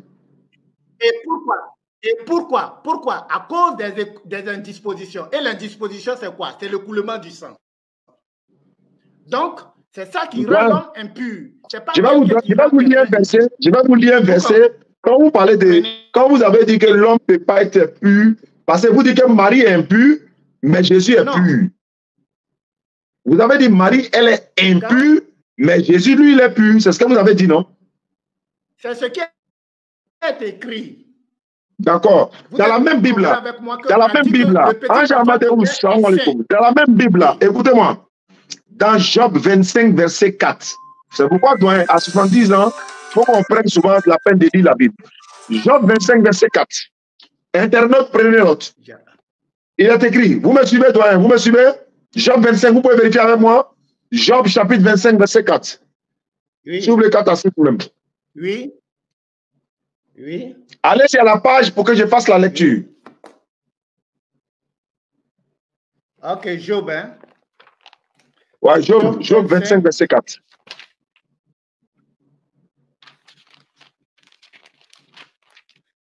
Ok, 4.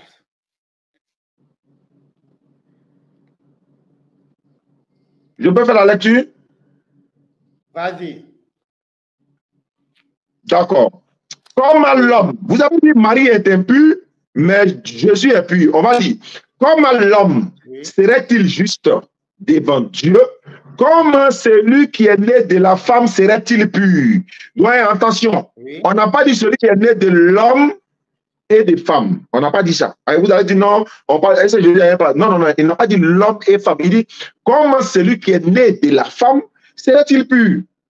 C'est-à-dire, comment Jésus va naître de Marie, selon vous, qui est impur, et puis Jésus lui-même va être pur? La Bible dit non. Vous pouvez vérifier avec moi. Job 25, verset 4. Comment l'homme serait-il juste devant Dieu? Comment celui qui est né de la femme serait-il pur? Comment Comment quelqu'un qui va naître d'une femme et puis tu vas être pur? Comment? Alors que vous dites, Marie est pure, Marie est impure, son fils est pur. C'est pas possible. La Bible dit non, c'est pas possible. Allons-y, papa. Il nous reste 8 minutes. Est-ce que je peux répondre? Vous pouvez répondre, vous pouvez répondre. Allons-y, papa. Je dis que Jésus, il est écrit que ce petit enfant est saint. Ça, c'est la pureté. De deux, pourquoi Jésus n'est pas impur? Qu'est-ce qui rend l'homme impur? Vous voyez, je vous dis que Jésus est saint. À la croix, le sang de Jésus, ce sang-là, le sang de Jésus est pur. Le sang de Jésus est pur. Le sang de Jésus est pur. Sang de Jésus est pur. Attends, est-ce que Dieu a sang? Est-ce que Dieu a sang? Je dis, laisse-moi... Pourquoi vous voulez amener les hommes... Vous voulez amener forcément les gens en enfer, quoi? Vous dites tout que Jésus est Dieu. Hein?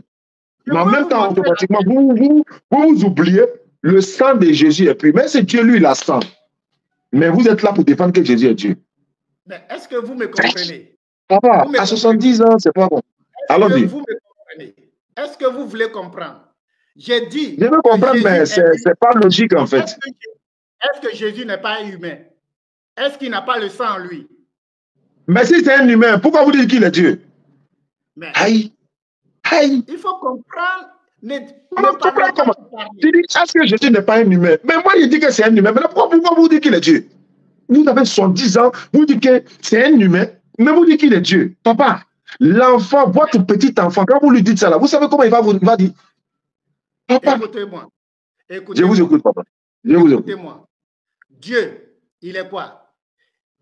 Dieu est esprit, il n'est pas un homme. D'accord. Dieu est esprit. Il est quel esprit? Il est l'esprit? Comment quel esprit? C'est lui-même qui est l'esprit. Il est esprit impur ou bien esprit saint? L'éternel Dieu n'a pas d'impureté en lui. Il n'est pas né d'une femme. C'est lui qui est pur. Il est la sainteté. Il a l'esprit pur. Non, il n'a pas l'esprit. Il ne faut pas confondre, papa. Il n'a pas de l'esprit pur. Il est l'esprit pur. Il n'a pas. Il est. Je te comprends. Voilà. Il est. Voilà. Il est. C'est sa nature. Voilà. Il est saint. C'est la sainteté. Ouais. C'est ça. Et Job 25, 4 dit ici, personne ne peut naître d'une femme et être pur. Jésus, je comprends. Jésus, il est homme. Oui. Il a le sang en lui. Il n'est pas Dieu, oui, il est homme, oui. Bien.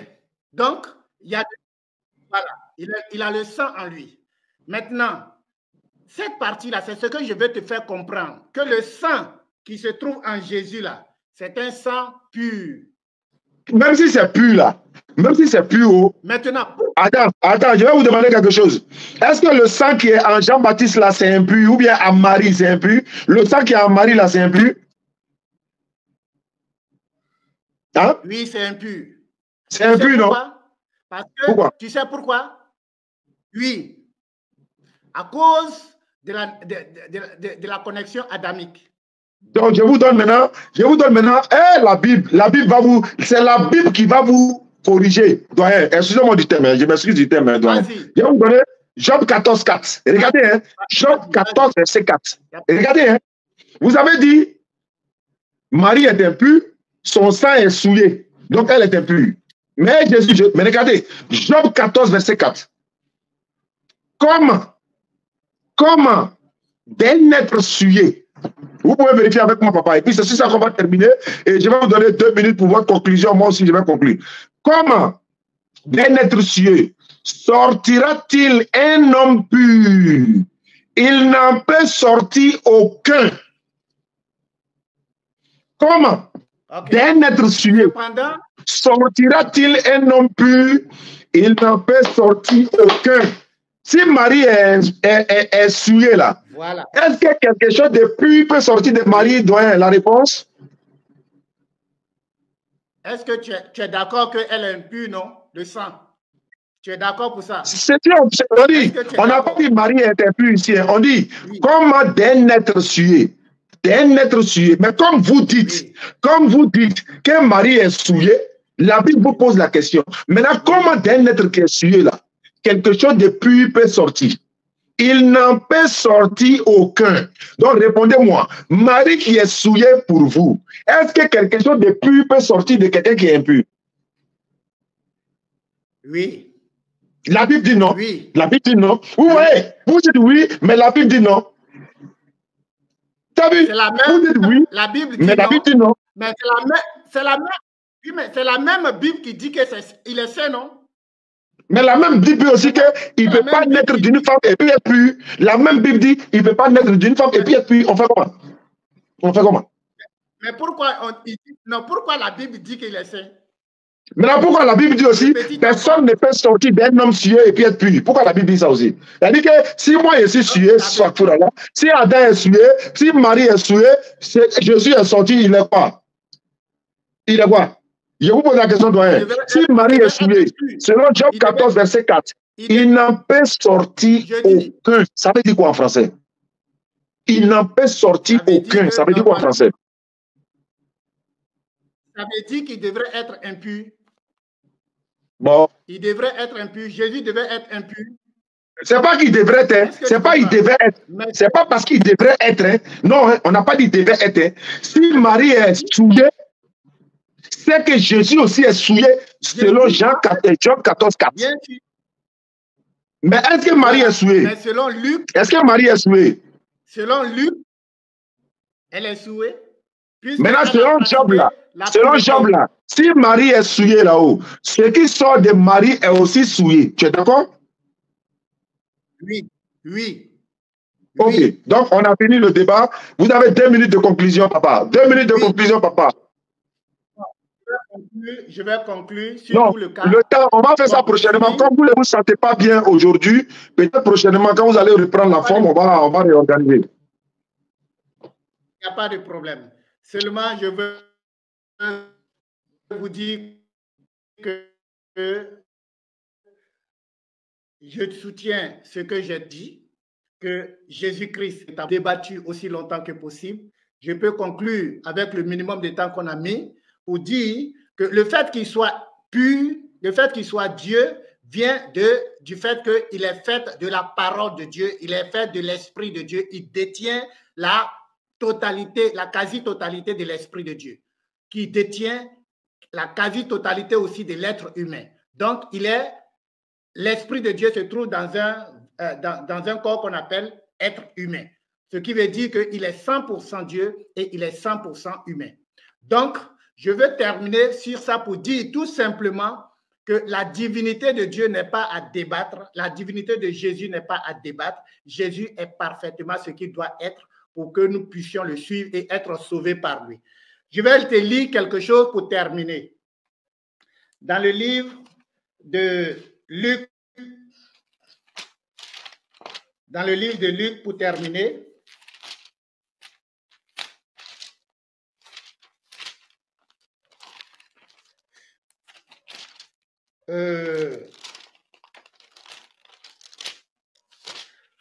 au niveau de l'huissier, les huissiers qui ont témoigné du fait que Jésus-Christ, ces mêmes huissiers-là, je vais vous donner Luc. Regarde.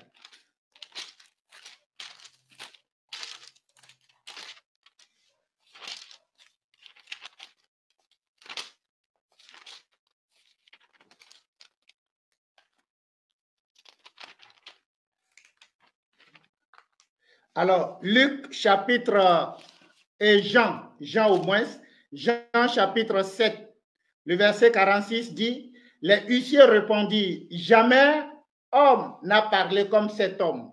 Jamais un homme n'a parlé comme cet homme. Ça veut dire que dans son langage, il se différencie, il se distingue de tous les envoyés de Dieu, de tous les prophètes et de tous les hommes de Dieu. C'est ce qui fait sa particularité. Donc, vraiment, je remercie mon frère qui a permis que nous échangeons concernant la divinité de Jésus. Je crois que quand il sera entouré de son groupe, on aura vraiment une très bonne façon d'échanger afin de se faire comprendre. Voilà, donc je dis merci à tout le monde, je salue tout le monde. Merci mon frère, Que Dieu vous bénisse. Amen, amen, amen. Papa, merci beaucoup pour votre sagesse dans la parole surtout. Voilà, Oui. c'est ce que ce sont ces genres de débats-là que j'aime beaucoup parce que voilà, il n'y a pas de violence, il n'y a pas d'agressivité, il n'y a pas d'animosité, il n'y a pas de manque de respect et tout ça. Voici un débat de haut niveau. Hein, voilà, parce qu'il y a il y a des personnes que nous, on a mis, par exemple, sur la liste noire. Quand j'ai dit liste noire, on ne veut plus débattre avec eux à cause de leur insolence, à cause de leur perversité, à cause de leur manque de respect et tout. Et par ricochet, j'aimerais aussi dire à tous ceux qui veulent échanger avec nous, Inch'Allah, qui sont hors de la Côte d'Ivoire, vous pouvez nous contacter sur le numéro qui s'affiche au bas de l'écran pour que nous puissions organiser, n'est-ce pas, des débats ici. Voilà, et puis ça va bien se passer, Inch'Allah. Mais par contre, ceux qui sont en Côte d'Ivoire, qui sont en train de m'embrouiller depuis quelques jours, là, je ne vais plus leur répondre d'ailleurs, voilà, parce que vous prétendez avoir vaincu quelqu'un dans un débat et matin, midi, soir, c'est vous qui êtes derrière lui, que vous voulez débat, vous voulez débat, vous voulez débat. Si vous pensez que vous avez gagné la personne, retenez ceci. Toute personne qui fait un débat, et puis après, supposons que le doyen, on finit ce débat-là, et puis il ne fait que marceler, s'acharner, marceler pour dire, ouais, il faut revenir pour un autre thème. C'est qu'il a été éclaboussé, c'est qu'il a été fracassé dans le débat. C'est pour ça qu'il redemande encore un débat, mais avec empressement, en fait. Il reçoit des messages ou des messages. Ouais, tout ça est en train de fuir, machin. Il dit, hey, laissez. Hein, ceux-là, s'ils veulent débattre, j'ai des frères qui sont en France qui m'ont appelé pour dire, le palmier dattier, s'il veut débattre avec toi, Oustaz Diané, vous allez vous déplacer d'Abidjan jusqu'à dans son village là-bas. On va organiser à la place publique, on va prendre les sonos, la sonorisation, on va prendre tout le matériel, tous les chaises, les bâches et tout. On va faire le débat là-bas. Et lui, il est prêt à prendre tout en charge. Donc, le message qui est lancé là, c'est pour ceux qui m'emmerdent tous les jours là. Merci beaucoup. S'ils ne sont pas prêts, je leur ai dit ceci, ils n'ont qu'à aller jouer avec leurs camarades, quoi. Voilà, ils n'ont qu'à aller s'amuser ailleurs. Nous, on est là pour faire des débats. Merci beaucoup, doyen. Voilà, ils veulent débattre avec moi, ils ne sont pas capables de relever le défi. On est là à Abidjan, vous pouvez venir à Abidjan, nous, on peut se déplacer pour aller chez vous là-bas. D'ailleurs, on a une caravane qui va commencer bientôt à l'ouest et au nord également, donc on n'a pas le temps pour se plaisanter. Merci beaucoup à ceux qui nous suivent à travers le monde. N'oubliez pas de nous soutenir. Pour le centre islamique de la DDR, le centre va être construit, Inch'Allah, pour former des jeunes qui pourront venir échanger avec les petits-enfants du doyen qui est au Sénégal. Et doyen, si on vient au Sénégal, on va essayer de vous rencontrer, Inch'Allah, pour échanger encore. Voilà, ça va trouver que, voilà. En tout cas, vous avez un esprit apaisé et c'est bon déjà dans ce sens-là. Donc, les numéros qui sont au bas de l'écran aujourd'hui, vous m'appelez. Mon WhatsApp est là pour participer à la construction du centre islamique. Je vais faire afficher le numéro. Voilà, c'est ça qui est là, qui passe ici. Voilà, attends, non, c'est pas ça, ici, voilà. Il passe au bas de l'écran. Pour participer à la construction du centre islamique, c'est ce numéro-là qui passe au bas de l'écran. Et ce sont des numéros Mobile Money pour construire le centre islamique, Inch'Allah. Surtout pour les kits convertis, parce que c'est vrai que le taux de conversion a diminué un peu, mais ça continue. Même aujourd'hui, on a fait 2 convertis. Donc, vous pouvez nous soutenir, Inch'Allah, pour, n'est-ce pas, la construction du centre islamique. Vous voyez le logo qui est derrière l'écran? Derrière l'écran, c'est la structure de... comment dirais-je, voilà, derrière là, c'est la structure, comment on appelle ça, Cool Gold Côte d'Ivoire, Cool Gold Côte d'Ivoire. Ils sont promoteurs immobiliers et aménagement foncier. Voici les numéros qui sont en bas de l'écran. Vous pouvez les contacter. C'est une entreprise très fiable.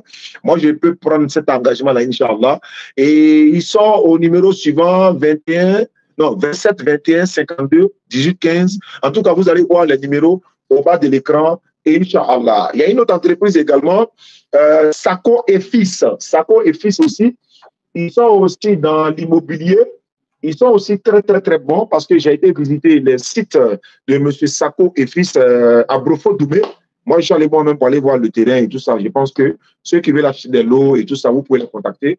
Et puis, voilà, on peut être là hein, pour vous accompagner, pour n'est-ce pas, aller montrer le bureau. Mais appelez le numéro. Appelez le numéro. Celui-là, c'est pour Cool Gold et l'autre, c'est Sako et Fils. Voilà, Sako et Fils. Voici les numéros qui sont là également. Merci à ceux qui nous suivent à travers le monde. Barakallahu fikum, jazakum Allahu khairan jaza. Wassalamu alaikum wa rahmatullahi wa barakatuh. On passe.